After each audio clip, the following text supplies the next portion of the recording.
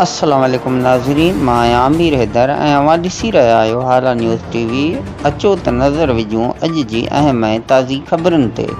हाला खां रिपोर्ट करे रहियो आहे रियाज़ चांडियो। पसंदि जी शादी कंदड़ जोड़े पारां तहफ़ुज़ विराम करण जी अपील। हाला जे महर महले जे रहवासी सद्दाम हुसैन वलद मोहम्मद सुलेमान सोलंकी हैदराबाद जी डिस्ट्रिक्ट एंड सेशन कोर्ट में नवाबशाह ज़िले जे सकी जाम दातार वारी इलाइक़े जी रहवासण सनम धीअ गुल हसन डायरी सां पसंदि जी शादी करे वरिती आहे।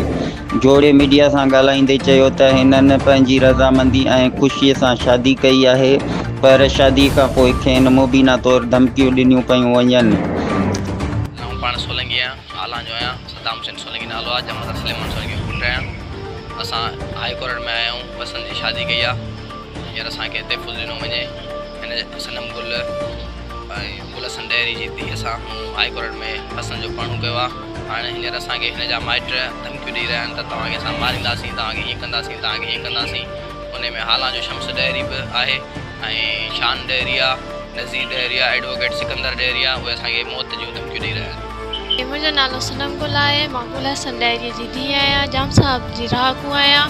जाम साहब जी मां रहाकू आहियां। मां सद्दाम हुसैन सोलंकीअ सां पसंदि ते शादी कई आहे। मूंखे कंहिं बि अगवा कोन कयो आहे, न ई कंहिं ज़बरदस्ती कई आहे। मां पहिरियां बि हिननि 2 चकर अची चुकी हुयसि। हिननि 2 चकर मूंखे वापसि मोकिलियो, वरी बि हिननि मां पाण ई हली आई आहियां ऐं सद्दाम सां मां ख़ुशीअ सां पंहिंजी पसंदि सां शादी कई आहे। मुंहिंजा माइट असांजे मौत मार धमकियूं ॾेई रहिया आहिनि सद्दाम खे, सद्दाम जी फैमिली खे। उन्हनि में सचो शम्स डायरी, नज़ीर डायरी, सिकंदर डायरी, शान डायरी, अल्लाह बख्श डायरी, गुलाम कादर डायरी, इम्तियाज़ डायरी, गफ़ार डायरी ऐं आरफ डायरी जेके असांखे धमकियूं ॾेई रहिया आहिनि त असां तव्हांखे मारींदासीं। मुंहिंजी फैमिली वारनि खे, जेकी हींअर मुंहिंजी फैमिली आहे, उन्हनि खे धमकियूं ॾेई रहिया आहिनि त असां तव्हांखे मारींदासीं। किथे बि असां तव्हांखे ॾिठो, असांखे तहफ़ुज़ खपे। असांखे तहफ़ुज़ खपे मटियारी थाणे खां ऐं जाम साहब जे थाणे खां, SSP खां।